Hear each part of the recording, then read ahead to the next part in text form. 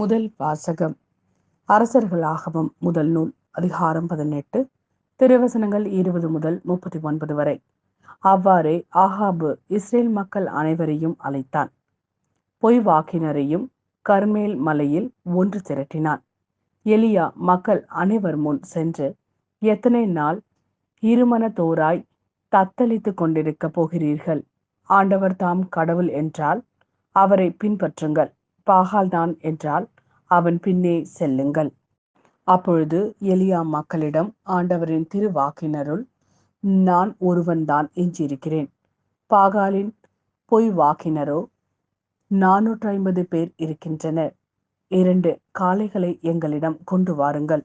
அவர்கள் ஒரு காளையை தேர்ந்தெடுத்து அதை துண்டு துண்டாக வெட்டி விறகின் மேல் வைக்கட்டும், ஆனால் நெருப்பு வைக்கலாகாது.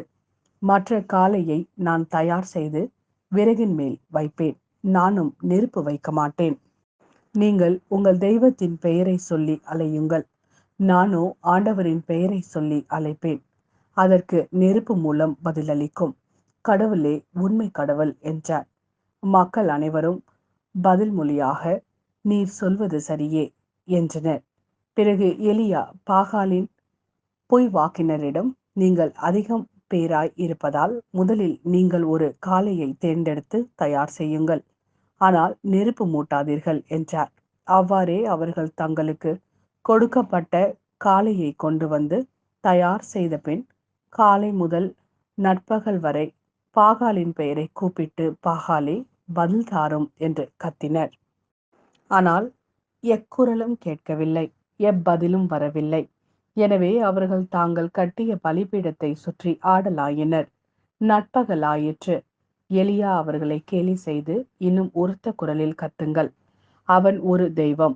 ஒருவேளை அவன் ஆழ்ந்த சிந்தனையில் இருக்கலாம், அல்லது ஒதுக்குப்புறம் போயிருக்கலாம், அல்லது பயணம் செய்து கொண்டிருக்கலாம், அல்லது தூங்கிக் கொண்டிருக்கலாம்.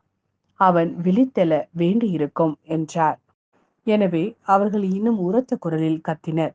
தங்கள் வழக்கப்படி பாலினாலும் பேலினாலும் இரத்தம் கொட்டும் வரை தங்களையே கீறி கிழித்து கொண்டார்கள். பிற்பகல் ஆயிற்று. அவர்கள் மாலை பலி செலுத்தும் நேரம் வரை தொடர்ந்து உளறி கொண்டிருந்தார்கள். ஆயினும் எக்குரலும் கேட்கவில்லை, எப்பதிலும் வரவில்லை. கவனிப்பார் யாருமில்லை. அப்பொழுது எலியா எல்லா மக்களையும் நோக்கி, என் அருகில் வாருங்கள் என்றார். மக்கள் அனைவரும் அவர் அருகில் வந்தனர்.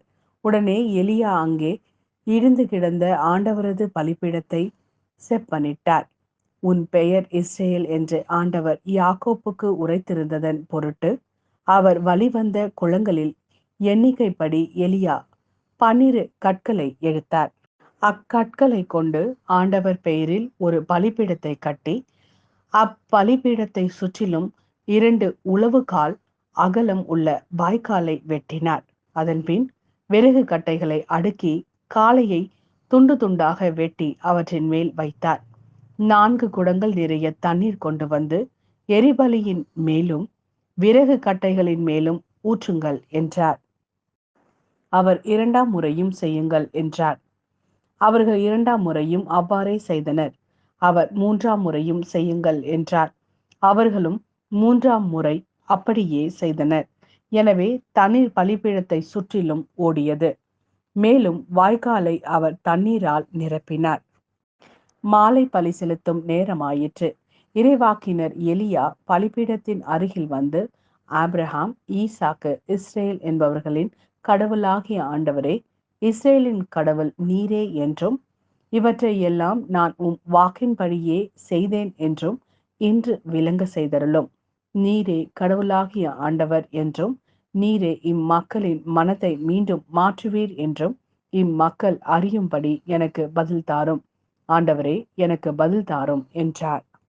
உடனே ஆண்டவரின் நெருப்பு கீழே இறங்கி அந்த எரி பலியையும் விறகு கட்டைகளையும் கற்களையும் மணலையும் சுட்டரித்து வாய்க்கால் நீரையும் வற்ற செய்தது.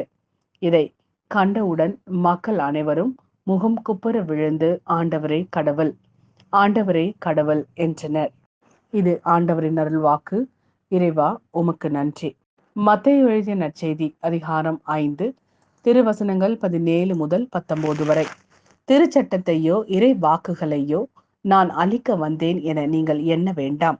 அவற்றை அழிப்பதற்கல்ல, நிறைவேற்றுவதற்கே வந்தேன். விண்ணும் மண்ணும் ஒளிந்து போகும் முன் திருச்சட்டம் யாவும் நிறைவேறும். அதன் ஒரு சிற்றெழுத்தோ ஒரு புள்ளியோ ஒழியாது என உங்களுக்கு உறுதியாக சொல்கிறேன். எனவே இக்கட்டளைகளில் மிக சிறியது ஒன்றேனும் மீறி அவ்வாறே மக்களுக்கும் கற்பிக்கிறவர் விண்ணரசில் மிக சிறியவர் என கருதப்படுவர். இவை அனைத்தையும் கடைபிடித்து கற்பிக்கிறவரோ விண்ணரசில் பெரியவர் என கருதப்படுவார்.